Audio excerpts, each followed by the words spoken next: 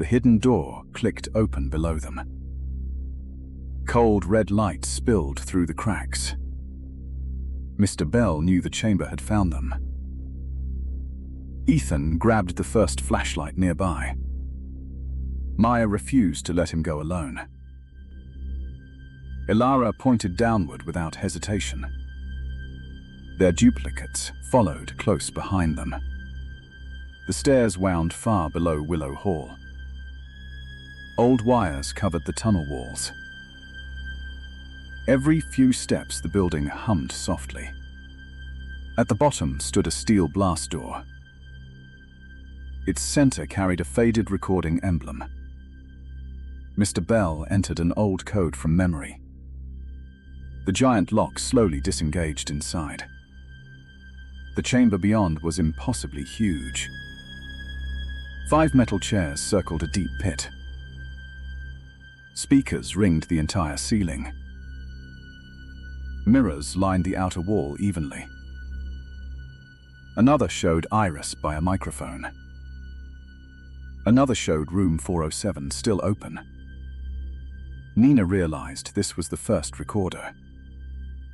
Her instant photo developed another message. Maya asked what must begin exactly. Ilara wrote across the nearest mirror. She wrote the binding process. He said Iris designed it last. It could hold channel 407 in place. One host had to stay below. No one liked that answer at all. Mr. Bell looked toward the 5th chair. He said there were always options. Nina found reels under a control desk. Maya found a map of Willow Hall. Red lines ran from every dorm room. The pit was the source itself. Suddenly, every monitor in the chamber awakened. Willow Hall appeared across their screens. Students and doubles were merging upstairs. Other pairs were just staring sadly. Maya watched one pair become one. Dawn light had started touching windows. Time was running out rapidly now. Duplicate Maya stepped beside real Maya softly. A voice announced, "Echo verified." Then it scanned real Maya next. It announced original verified. Binding required a matched pair below. One original could not stay alone. One echo could not stay alone. No one wanted forced sacrifice anymore. Mr. Bell lowered his head in shame. He admitted he knew part already. He reopened the archives years ago. He hoped to find Ilara again. Instead, he weakened the sleeping channel. His guilt had fed this disaster too. Maya wanted to blame him completely. Nina saw her own bed disappear. Soon the whole dorm would compress. Ilara wrote "Choose before first son." Duplicate Ethan read it before anyone. Then he looked straight at Ethan. Real Ethan already knew that look. Leo called the idea completely insane. Nina looked between both Ethans anxiously. Mr. Bell offered himself instead. The chamber denied him instantly. It announced, "No matching echo found." Mr. Bell had never been duplicated. His chance to pay a loan was gone. Duplicate Leo volunteered beside real Leo. Duplicate Maya stepped back from hers. Ethan watched the monitors again quietly. One little girl merged with herself. That made Ethan decide completely. He said he would stay below. Maya begged him not to say that. His duplicate nodded in agreement. They both walked toward the fifth chair. Leo cursed the chamber under breath. Mr. Bell tried one last objection. Ilara touched Ethan's sleeve gently. For the first time, she smiled sadly. She wrote temporary until last night. The next 317 mattered most. Ethan sat in the original chair. Duplicate Ethan sat beside him too. Metal bands closed around both wrists. The pit began glowing red beneath. The mirrors all reflected only Ethan. Some reflections were older than him. The chamber started the binding countdown. Leo and Nina pulled her away. Ethan only asked them one thing. He said, "Save everyone first." Then both voices blended together strangely. The chamber accepted them both together. A pillar rose around the chairs. The image developed almost immediately. It showed Ethan behind a red door. They read, "Bring the first key." Mr. Bell recognized the phrase instantly. He whispered that Iris kept the key. Nobody knew where Iris hid it. Above them, the buildings suddenly quieted. Merged students stopped collapsing into each other. The chamber had accepted a temporary anchor.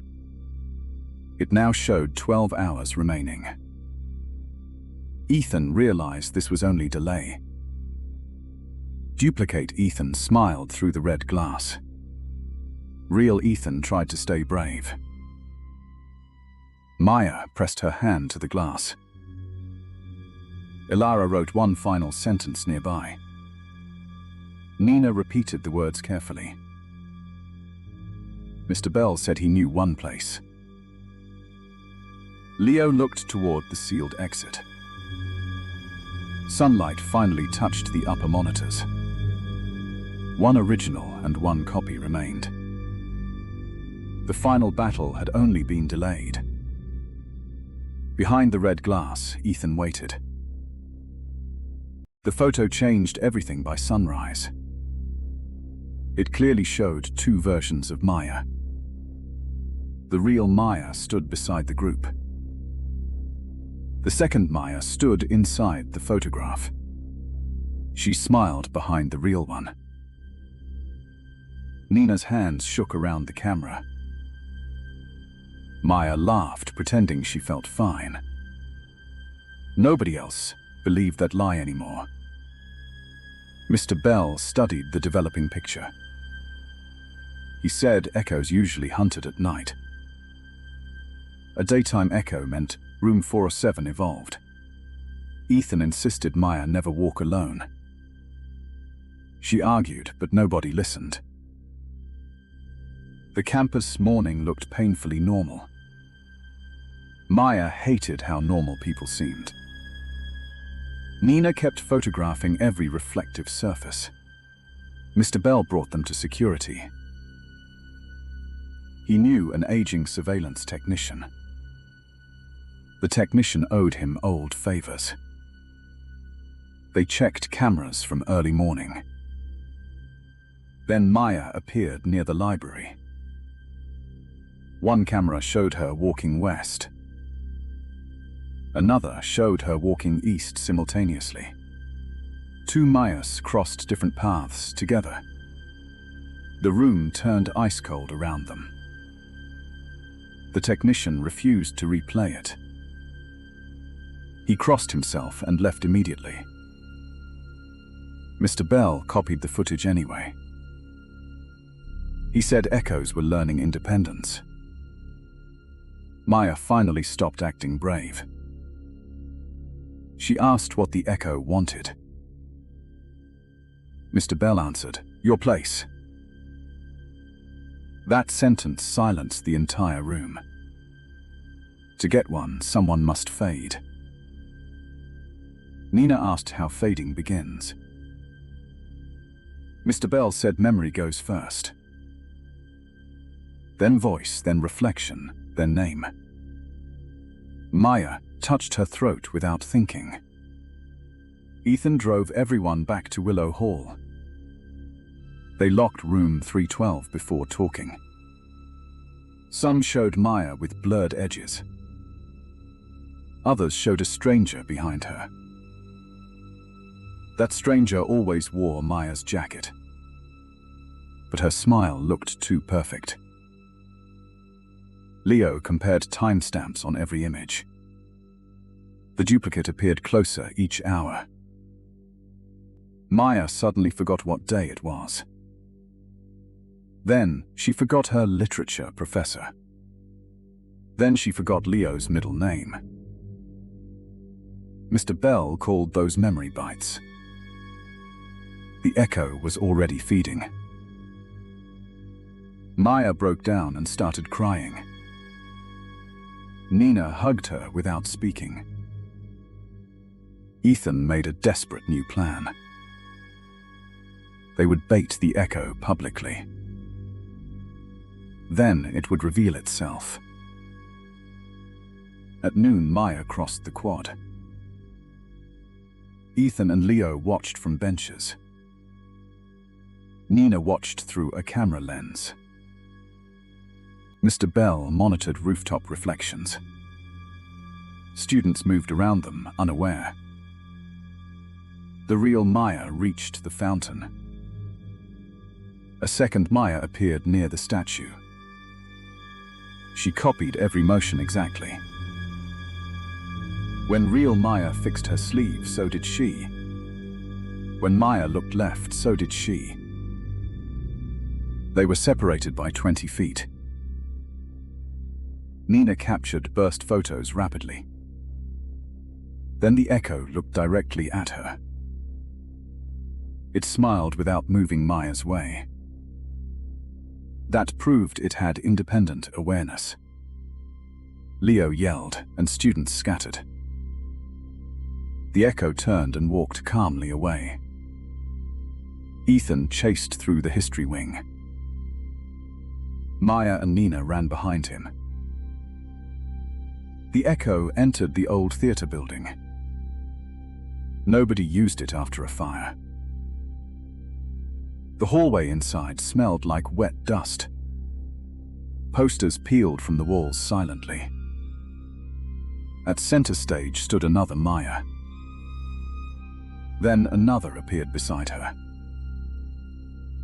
Then another at the balcony rail. 3 echoes watched the real Maya. Mr. Bell arrived, breathless and pale.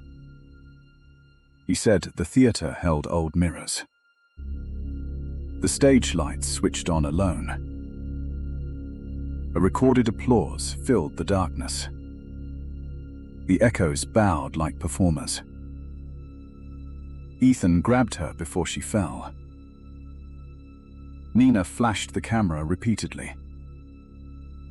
Each flash removed one echo briefly, but 2 others always remained.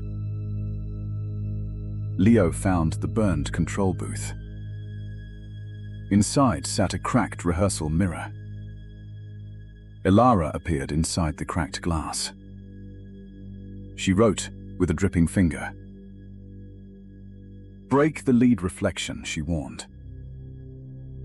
Mr. Bell guessed one echo anchored the rest. They studied the stage carefully. Only one shadow touched all lights. That Maya stood center stage smiling. Ethan hurled a prop stand forward. It shattered the floor light nearby. Nina fired one blinding flash. Leo pulled the curtain rope hard. The heavy velvet curtain collapsed. It knocked the center echo down. Maya grabbed a broken spotlight mirror. She aimed it at the fallen echo. Sunlight from the side window struck. The echo screamed without a mouth. Its face twisted, then copied Maya again. Then it cracked like wet paint. The other balcony echoes dissolved instantly. Inside, silence dropped like a blanket. Real Maya could remember everything again. She even recalled Leo's embarrassing middle name. Everyone laughed from pure relief. Then Nina checked her newest photo. Beside Ethan stood another Ethan. The fresh photo slid into Nina's hand. It showed two Ethans standing together. The real Ethan stared without blinking. The second Ethan smiled beside him. Nobody in room 312 spoke. Mr. Bell took the photo quietly. He looked more troubled than surprised. Ethan tried joking, but nobody laughed. Nina snapped another picture immediately. The new image showed one blurred Ethan. Then the room door clicked once. Leo checked the peephole first. A second Ethan stood outside. He wore the same green hoodie. He even held Ethan's necklace. But his smile felt too calm. Mr. Bell blocked the lock. No one opened the door. The outside Ethan whispered, "Let me in." The real Ethan shouted back instantly. The whisper outside copied his tone perfectly. Then the hallway went silent again. Leo opened the door at last. The corridor outside was empty. Only wet shoe prints led downstairs. Mr. Bell took them to security again. The old technician replayed morning footage. One camera showed Ethan entering Willow Hall. Another showed him across campus simultaneously. Two Ethans crossed different cameras alone. Neither one looked at the lens. The technician backed away, frightened again. Mr. Bell copied every file quickly. Ethan asked why the echo chose him. Mr. Bell answered, "You lead first." Echoes hunted whatever others trusted most. Voice came before memory for Ethan. Ethan cleared his throat uneasily. His voice sounded rougher already. Maya asked him to repeat himself. The second sentence came out weaker. Nina photographed his reflection in glass. One reflection lagged half a second. Ethan finally looked genuinely afraid. Mr. Bell said fading had started. They needed a trap before sunset. Maya spread a campus map wide. Nina marked every recent echo sighting. Leo circled the old bell tower. Mr. Bell went completely still.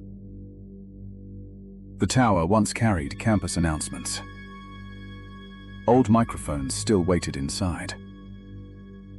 An echo could steal Ethan's voice there and broadcast it across the school. Then everyone might trust the wrong Ethan. The group left immediately for the tower. Storm clouds gathered above campus rooftops. The bell tower stood locked and abandoned. Mr. Bell opened it with effort. Dust rushed down the narrow stairwell. Halfway up, speakers crackled overhead. Ethan's own voice filled the tower. "You are already too late," it said. The group froze on the stairs.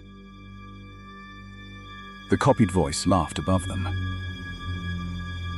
They reached the old announcement floor. Broken desks surrounded hanging speakers. Wires tangled across the wooden boards. Mirrors from a debate set leaned nearby. Each mirror reflected a different Ethan. One stood near the control booth. Another waited behind dusty glass. A third leaned beside the microphone. The real Ethan stepped backward slowly. Mr. Bell counted 3 visible echoes. Nina raised her camera carefully. The nearest echo smiled at her. "They need my voice now," it said. Every speaker repeated the same sentence. Maya grabbed real Ethan's sleeve tightly. Leo searched for the main power switch. Mr. Bell scanned the control booth. Ilara appeared in a cracked monitor. She wrote across the dusty screen. "Silence the borrowed voice," it said. Mr. Bell pointed at the master microphone. One echo guarded it protectively. The others copied its movements poorly. That had to be the anchor. Ethan walked toward his duplicate alone. The anchor echo copied every step. It mocked Ethan's nervous breathing. "I sound stronger than you," it said. Ethan stopped right beneath the speaker. He finally admitted he was terrified. Maya and Leo looked stunned. Ethan said he was always scared.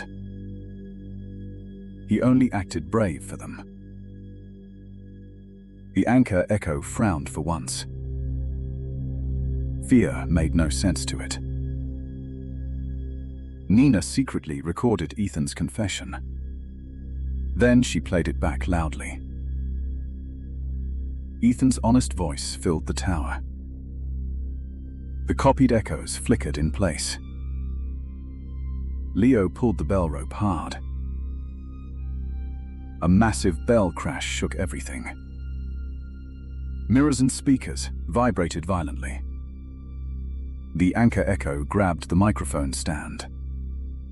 Mr. Bell cut the main power. Yet one microphone stayed glowing alive. That proved the anchor was there. Maya hurled a flashlight at it. Nina fired one blinding camera flash. Ethan yanked the glowing microphone free. The anchor echo screamed through every speaker. Its face split into radio static. Then the duplicate cracked apart completely. The 2 remaining Ethans dissolved instantly. Nina found an old photo of Ilara. Its burned caption read, "Ethan 1962. Darkness swallowed room 407 after the knock. Someone knocked again, this time beneath them." Nina's phone lit without anyone touching it. Its flashlight revealed 4 terrified faces. Ilara had vanished from Ethan's side. The door behind them had vanished too. Another knock rose from the 5th bed. The mattress lifted like something breathing. Leo wanted to run, but nowhere remained. Ethan pulled the damp blanket away. A square opening waited beneath the mattress. Warm light shone from room 312 below. Then Nina's voice called from beneath them. Real Nina answered from inside room 407. Every friend slowly turned toward her. The voice below begged them to hurry. Maya looked through the opening first. Another Nina stood inside their bedroom. She wore identical clothes and glasses. She claimed the ghost had trapped her. The walls began folding toward the group. Ethan forced everyone through the opening. Real Nina jumped down last. The passage sealed above her instantly. Now 2 Ninas faced each other. Both screamed at exactly the same moment. One accused the other of being Elira. The second repeated the accusation word for word. Leo locked the bedroom door again. Ethan ordered everyone to stop shouting.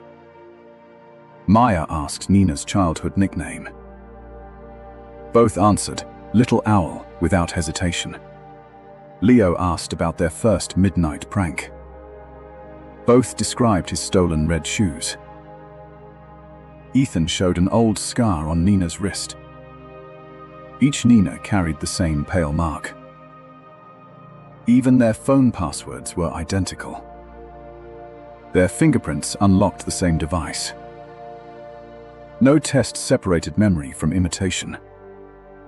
Until Maya noticed the bathroom mirror. One reflection blinked slightly too late. The Nina beside it began trembling. The other Nina smiled with quiet relief. Everyone stepped away from the delayed reflection. She begged them not to trust mirrors. At that moment, Mr. Bell knocked outside. His voice ordered Ethan to open quickly. They checked the peephole before unlocking. Mr. Bell stood alone, holding an old diary. He froze when he saw both Ninas. Room 407 made another echo, he whispered. Leo asked which one was real. Mr. Bell said echoes inherit every memory. They also inherit scars, voices, and fear. But an echo cannot dream naturally. Sunrise would permanently choose one Nina. The rejected one would remain inside 407. Choosing wrong would free the echo forever. Mr. Bell opened Elira's damaged diary. One page described the exact same nightmare.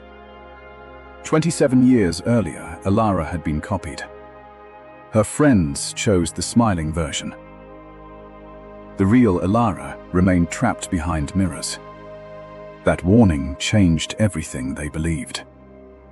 The ghost might have been protecting them. They placed both Ninas on separate beds. Maya covered every mirror with dark blankets. Ethan set alarms for 30 minutes. Both Ninas agreed to attempt sleeping. Nobody else dared close their eyes. The first Nina quickly drifted into sleep. The second remained awake, staring upward. Leo whispered that the answer seemed obvious. Mr. Bell warned them to keep watching. Suddenly, sleeping Nina began crying softly. She described snow falling inside room 407. She saw Elira pounding behind the mirror. Then she whispered a hidden sentence. The copy learned how to dream. Every lamp exploded into darkness. When emergency lights returned, both were awake. Each claimed the other had spoken. The covered mirror started shaking violently. Wet handprints appeared beneath the blanket. Maya pulled the blanket away despite warnings. Elira's reflection stood inside empty glass. She wrote 4 words across the condensation. Watch the one without breath. Ethan held cold glass beneath both mouths. The first Nina fogged it immediately. The second Nina's glass remained perfectly clear. Her frightened expression slowly disappeared. She lunged for Nina's camera, not them. The camera contained every photograph of Elira. Destroying it could erase their only evidence. Leo grabbed the strap before she escaped. The false Nina threw him aside effortlessly. Her shadow stretched toward the locked door. The real Nina ran behind Maya. Mr. Bell shouted for everyone to reach sunrise. The hallway clocks began spinning backward. Windows darkened as dawn moved farther away. Room 407 was stealing time itself. Ilara's reflection pointed toward the wardrobe. Ethan opened it and found the hidden corridor. The false Nina blocked their only path. Maya shone the camera flash into her eyes. For 1 second, the echo became transparent. Ilara reached through the mirror behind her. Ghostly hands dragged the echo backward. The friends rushed through the wardrobe corridor. Mr. Bell followed, carrying Ilara's diary. They emerged inside the abandoned east stairwell. Morning sunlight finally crossed the broken windows. The real Nina remained beside them, breathing. Behind glass, Ilara silently closed her eyes. They believed the echo was trapped again. Then Nina's camera printed one final photograph. It showed Maya walking alone across campus. Another Maya followed directly behind her. Iris stared upward without blinking once. Mr. Bell nearly dropped his flashlight. He whispered Iris's name like prayer. The woman below answered Gabriel. Maya asked whether Iris was alive. Iris said not exactly anymore. Ethan asked what Iris had become. Iris answered the first surviving echo. Iris said her body disappeared long ago, but her voice never stopped recording. The system rebuilt her from memory. Nina asked who spoke on tape. Iris looked toward the silent machine. Then she said, "That was me." Nobody understood how that was possible. Iris said the signal traveled backward. Her future echo reached the past. That message created its own beginning. She offered to show the first night. The studio microphones suddenly glowed brighter. Every wall speaker woke together. Static rolled through the entire building. Then 1962 returned around them. The group watched Iris's memory unfold. Young Iris adjusted the final microphone. Ethan Hale monitored the recording meters. Iris called the experiment voice preservation. She wanted memory stored inside sound. The machine had 4 recording channels. A hidden 5th channel suddenly appeared. Its display showed only 407. Room 47 did not exist then. Iris thought 407 meant frequency. Ilara begged her to ignore it. Ethan Hale wanted to investigate immediately. Gabriel suggested shutting everything down. Iris opened channel 407 anyway. Every recording meter slammed backward. A woman's voice entered every speaker. It whispered, "Keep the channel open." Ilara recognized Iris's voice somehow. Then the clock reached 3:17. Every clock on campus stopped together. The recording tape continued moving alone. Ethan Hale heard his voice repeating. His echo answered before he spoke. Gabriel reached for the breaker instantly, but his shadow reached there first. Ilara saw 5 reflections in glass. The 5th woman stood behind Iris. The studio walls began stretching outward. A hallway formed beyond solid concrete. Its elevator display showed floor 4. Then a door appeared from nothing. Brass numbers formed 407. Ilara screamed to close the channel. Nothing responded to her anymore. Gabriel finally cut the main power. Yet, channel 47 stayed glowing red. a mirror appeared inside the corridor. Ilara's reflection moved without Ilara. The reflection reached through the glass. Ilara was pulled toward the mirror. Ethan Hale ran after her immediately. Gabriel shouted for Ethan to return. The door 407 opened by itself. Inside waited 5 empty dorm beds. One bed already carried Ilara's name. Another bed carried Ethan Hale's name. Iris understood the room was recording people. It copied whoever entered its signal. Ilara vanished behind the mirror first. Ethan Hale tried breaking the glass. His voice entered every tape reel. Gabriel dragged Iris back towards safety. Iris refused to leave the controls. She stayed while Gabriel escaped alone.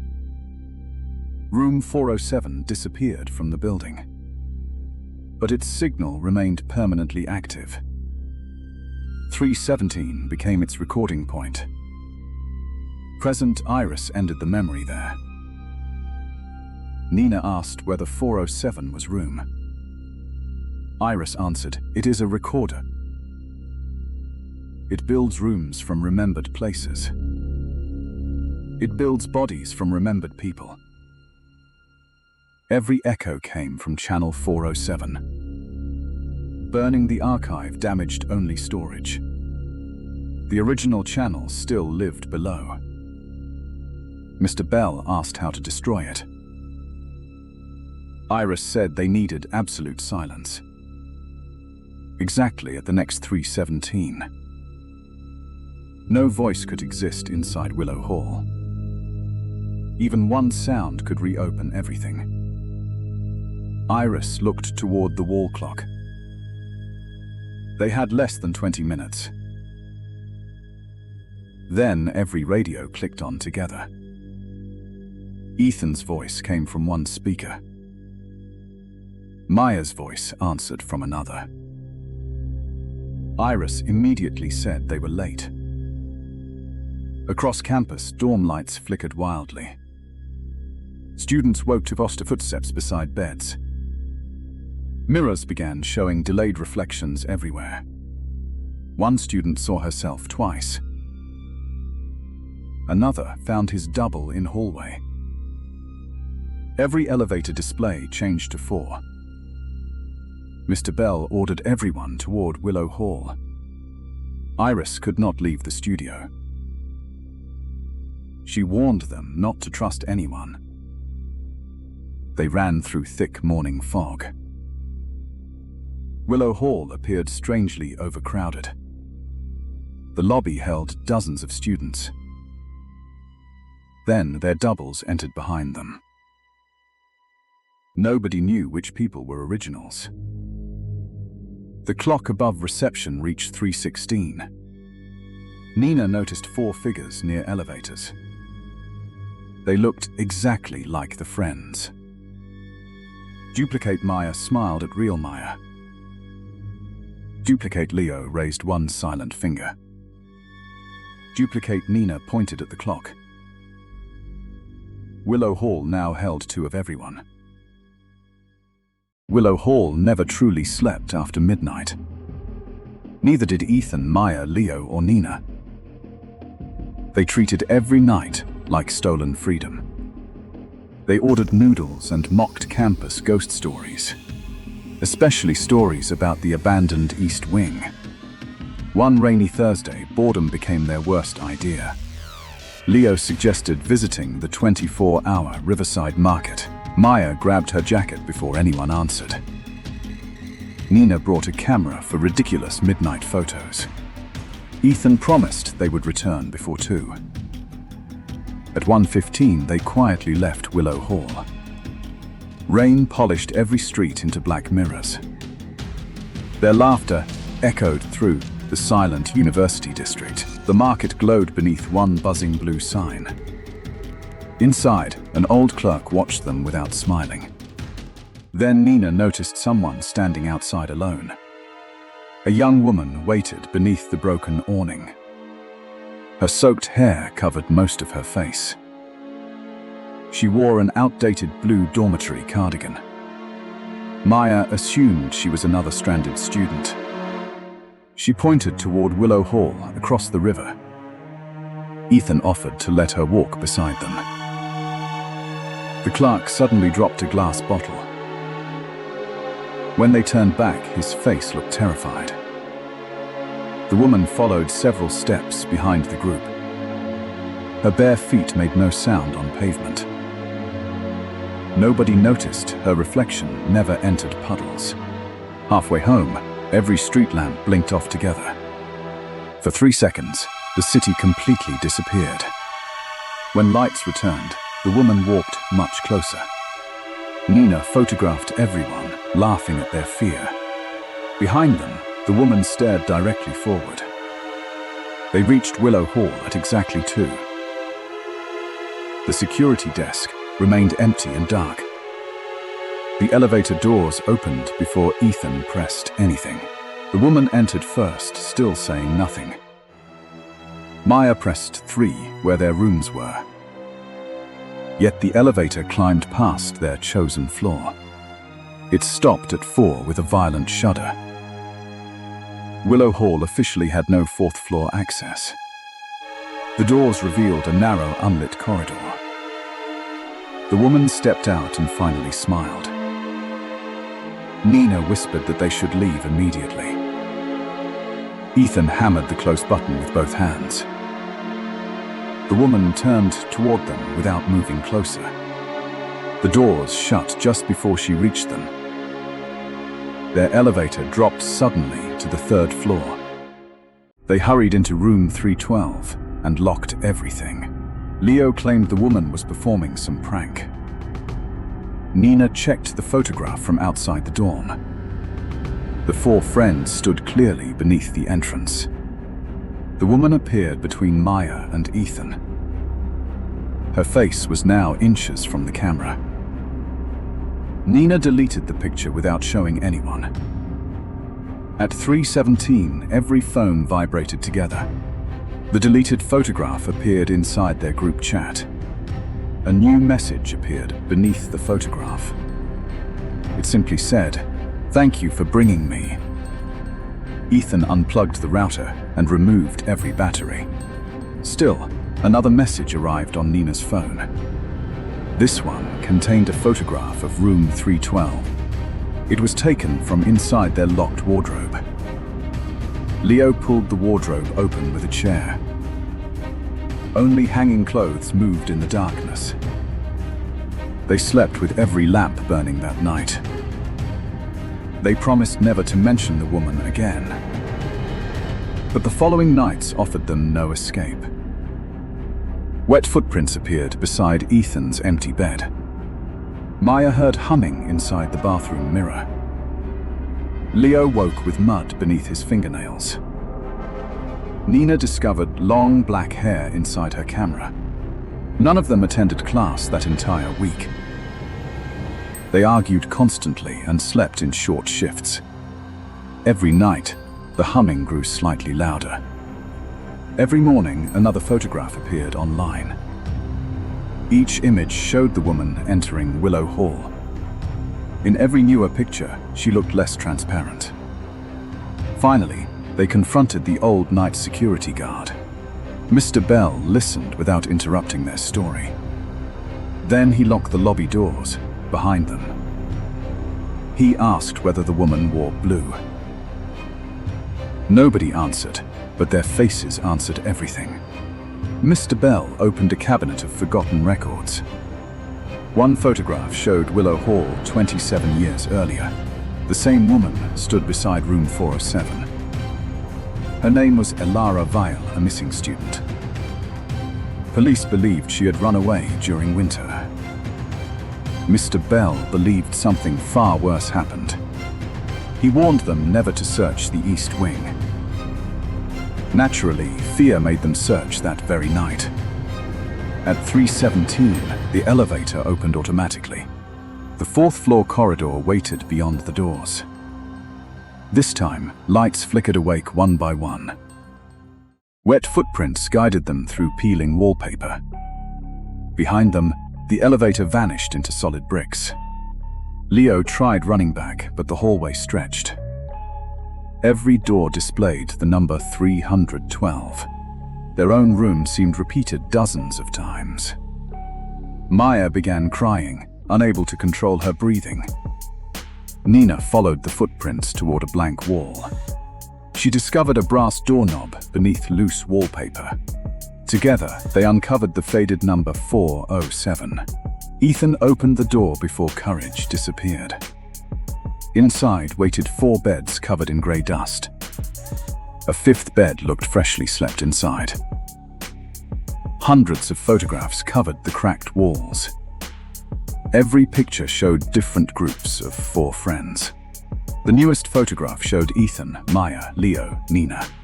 But another figure stood among them, smiling. Nina realized the photograph contained 5 living shadows. Then something softly closed the door behind them. Elara's voice whispered directly beside Ethan's ear. "You brought me home, but one stays." All 4 phones displayed a live camera feed. The feed showed room 312 currently empty. Then Nina appeared on-screen, sleeping inside their room. The real Nina stood beside them, screaming silently. A second Nina slowly opened her on-screen eyes. She smiled and whispered, "Which one followed you?" The lights died as someone knocked from inside.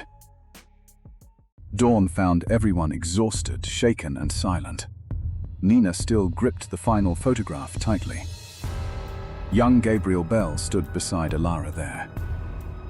The discovery changed every story Bell told. Ethan finally demanded Bell's real age. Mr. Bell suddenly looked ancient and tired. Maya told him to stop hiding everything. Leo quietly blocked the hallway behind Bell. Nina kept her camera recording the confession. Mr. Bell admitted his very first lie. He had never been only security. His real name was Gabriel Bell. Gabriel had entered Willow Hall in 1962. The dorm once hid a secret program. Officials called it the Resonance Program. 4 students joined the first experiment. Bell had always claimed only 3. Elara Vale was one original participant. Ethan Hale became the second volunteer. Gabriel Bell himself became the 3rd. Maya immediately demanded the 4th name. Bell refused to answer for several seconds. That frightened them more than any ghost. Ethan said the missing name mattered most. Bell finally admitted she designed everything. She drew the circuits and microphones herself. Her name was Iris Wren. Nina repeated Iris's name into camera. Bell looked genuinely terrified after saying it. Iris understood sound better than anyone. She believed every voice carried identity. She wanted voices to outlive bodies forever. Elara believed the project felt deeply wrong. Ethan Hale trusted Iris without hesitation. Gabriel simply followed the others inside. Their first test changed Willow Hall forever. It began precisely at 3:17. That exact time never released the building. Maya asked why Iris was erased. Bell said Iris vanished after everyone else. He never found proof she actually died. That possibility terrified him for decades. He feared Iris could still hear everything. Nina asked what other secrets remained. Bell mentioned one final hidden locker. It waited above the abandoned radio room. Leo insisted they visit it immediately. Dark clouds were returning over campus. The group followed Bell through empty paths. They reached an abandoned brick annex. Its windows had been sealed for years. A faded sign still read Campus Radio. The swollen front door barely opened. Dust rolled through the stale studio. Broken microphones covered several old desks. Vintage posters peeled from damp walls. One entire wall displayed student photographs. Iris appeared inside almost every photograph. She always stood nearest the equipment. Bell quietly led them upstairs together. A cramped loft overlooked the studio. Bell knelt beside a rusted vent. He removed one tiny tarnished key. The key opened a hidden steel locker. Inside waited sealed boxes and tapes. Nina photographed every object before touching. Leo discovered a stack of audio reels. Maya uncovered an old leather notebook. Ethan opened a bundle of letters. One letter carried Iris Wren's signature. It warned Gabriel never to return below. Another note mentioned the number 407. Elara had circled that number repeatedly.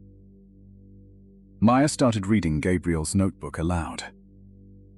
The pages contained Bell's private journal. Gabriel wrote that Iris changed afterward. She stopped sleeping after 3:17. She heard voices moving inside walls. Elara begged them to destroy everything. Ethan Hale demanded one final test. Gabriel wrote that he wanted escape. Then Nina found one specially labeled reel.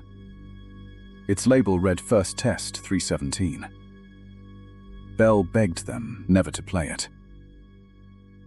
That warning convinced Leo even faster. The ancient reel machine powered itself. Nina threaded the tape with care. Static filled the loft before anything else. Then 4 young voices slowly emerged. Iris spoke first on the recording. Her voice sounded brilliant and controlled. Elara sounded frightened behind her words. Ethan Hale kept asking technical questions. Young Gabriel began the final countdown. Then the room tone changed completely. A second clock chimed from nowhere. Iris suddenly said someone else entered. Everyone in the loft stopped breathing. Elara begged them to stop recording. Ethan Hale insisted they continue longer. Then another female voice answered them. None of them recognized that voice. Mr. Bell became pale with terror. The unknown woman said open 407. But room 407 did not exist yet. Nina rewound the section immediately. The unknown voice returned exactly unchanged. It whispered that Iris belonged below. Then the entire recording stopped instantly. Every light inside the loft died. Only the reel machine kept turning. A microphone squealed from downstairs suddenly. Then someone softly called Gabriel's name. Mr. Bell recognized Iris Wren immediately.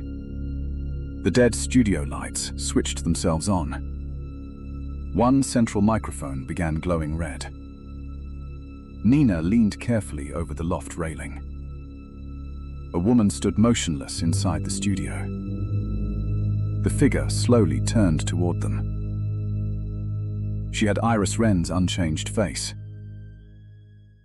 The burned photo changed everything again. It showed Elara beside another Ethan. Its caption read, Ethan, 1962. Ethan stared without recognizing anything. Nina photographed the evidence carefully. Mr. Bell studied the charred edges. He looked truly shaken this time. Willow Hall opened in 1962. Ilara looked exactly the same there. That made no sense at all. Maya asked if Ilara was immortal. Mr. Bell said the archives knew. Before dawn, they entered records. The old technician unlocked the room. Dust covered forgotten yearbooks everywhere. Nina placed the burned photo beside them. Leo searched every book from 1962. Maya checked faculty photographs nearby. Ethan touched the page with fear. One portrait stopped everyone cold. A boy named Ethan Hale smiled there. He had Ethan's exact same face. Even the messy hair matched. Ethan whispered that it felt wrong. Another page showed Ilara nearby. She looked no older there either. Then she appeared in 1974. And again in 1989. And once more in 1997. She never changed across decades. Nina pinned the pages together. Every Ilara photo seemed watching. Leo found a newspaper clipping. It mentioned a radio accident. 3 students vanished under Willow Hall. Only Ethan Hale stayed readable. Maya asked what happened below. Mr. Bell said nobody knew. Then Ethan heard static in silence. A strange memory flashed behind him. He saw microphones and white snow. He heard applause from nowhere. Then the vision suddenly vanished. Nina caught Ethan swaying on camera. His nose had started bleeding. Mr. Bell called it memory bleed. Leo found a basement map. A red mark circled sublevel B. Its label read Resonance Archive. The entrance hid behind shelves. Together, they shoved a cabinet aside. A steel door appeared behind it. Cold air breathed from the crack. The stairs descended below archives. Rusty pipes lined both walls. Ethan heard announcements below them. They sounded like his own voice. Maya held Ethan's wrist tightly. Leo counted doors as they passed. At bottom waited another hallway. Old-class photos covered both walls. One face repeated over and over. Ethan appeared in every decade. Sometimes student, sometimes young staff. Never older than 20 years. At the end stood glass doors. Gold letters named the archive. Inside waited reels and microphones. A huge speaker hung above. Rows of files circled everything. Each folder carried a student name. Several folders carried Ethan's face. Nina opened one with trembling hands. Inside was Ethan's schedule ahead. Another held Maya's missing memories. Leo found Nina's deleted photograph there. Someone was collecting their lives. Then the main console flickered on. A young man formed in static. He looked exactly like Ethan. He called himself Ethan Hale. He said the room preserved voices. It copied people worth following. Each generation fed the archive. Ilara tried stopping it and failed. Hale said Ethan was next. He offered everyone else safe freedom. Maya called it a trap. Hale only smiled at that. Then speakers repeated Ethan's voice. It called his friends by name. Nina aimed her camera at Hale. But Hale filled every screen. Leo searched hard for a breaker. Mr. Bell studied the spinning reels. Ilara appeared inside a glass wall. She wrote 4 urgent words. Burn the first attendance roll. Mr. Bell found a locked drawer. Inside lay a 1962 register. The first page held 3 names. Ilara Vale, Ethan Hale, Gabriel Bell. Everyone turned toward Mr. Bell. He went pale and silent. Maya demanded the truth at once. Mr. Bell confessed he was there. The archive kept him unchanged. Hale begged Ethan to replace him. Then the room drained all sound. Nina struck a red flare. Mr. Bell grabbed the register book. Ethan faced Hale across the console. He answered, "Not this time." Maya threw him cleaning alcohol. Ethan soaked the register quickly. Leo killed the backup power. The burning register hit the console. Ilara pulled Hale into flames. They escaped into pale dawn. Nina's last photo showed young Bell. The lobby clock showed 3:16. 2 versions of everyone stood together. Nobody knew who arrived there first. Duplicate Nina still pointed at the clock. Duplicate Leo kept one finger raised. Real Maya understood their warning first. She shouted for everyone to stop talking. The lobby slowly became almost silent. Then one phone ringtone broke everything. Every duplicate turned toward that sound. Mr. Bell smashed the phone speaker quickly. Absolute silence had become their only chance.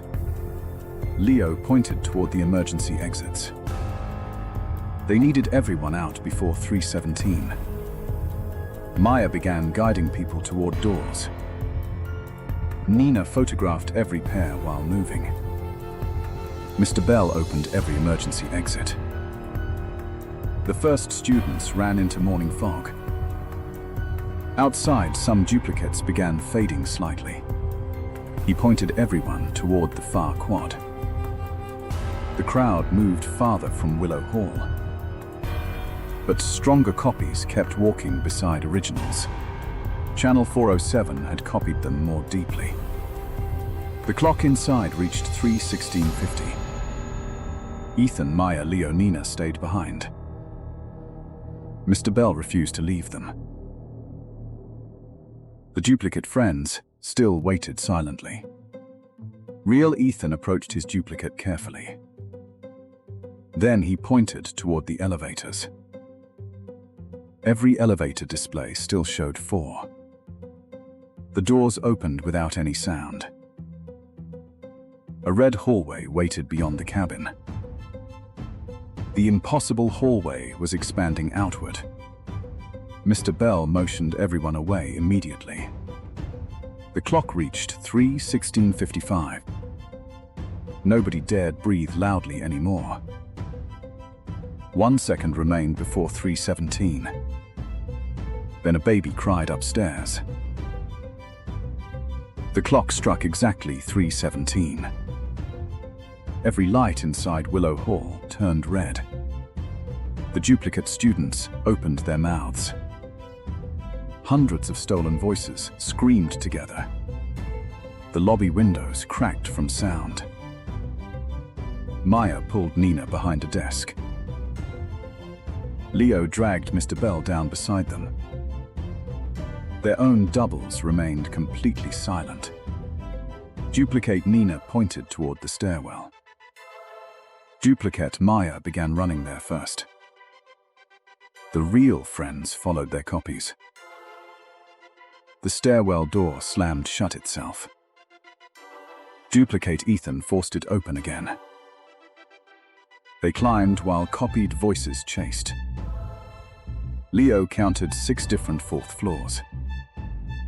Willow Hall had become one repeating level. Nina's camera began printing photographs alone. Each photo showed a different stairwell ending. Another showed Iris behind red glass. The third showed room 407 open. Nina chose the photograph with Ilara. They followed its exact stair pattern. At last, one landing looked normal. Ilara waited beside the fire door. She motioned them through quickly. They entered the abandoned East Wing. Their doubles entered behind them too. Ilara stared directly at the duplicates. The duplicate closed her eyes sadly. Nina asked why copies helped them. Ilara wrote across the dusty wall.